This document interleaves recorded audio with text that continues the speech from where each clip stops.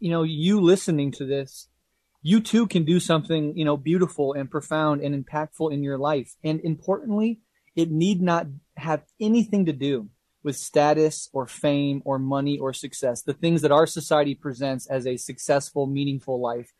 In fact, when you find yourself in a position of having lots of status and fame and money or success, you often find an emptiness at the core of that, right? It's a broken promise that this stuff will bring happiness and fulfillment.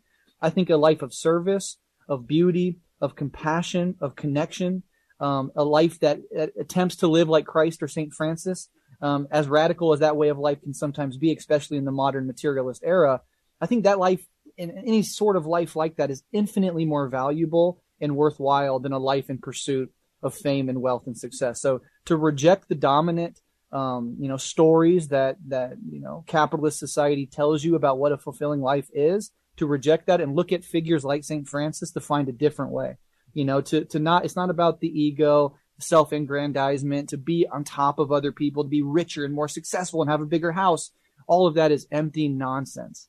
A life like St. Francis is the one that you can aspire to, and anybody can do it. It's just a life of caring about other human beings, serving other people, and instead of obsessing about yourself and how others view you and how you can get on top of whatever social ladder you want to climb, to take that out of your head and put it onto others. A life focused on protecting the world for the future, a life focused on serving the marginalized and the poor.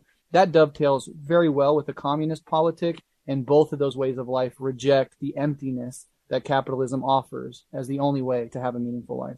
And so in that sense, we can all strive to participate in that type of life. And St. Francis is a touchstone for that.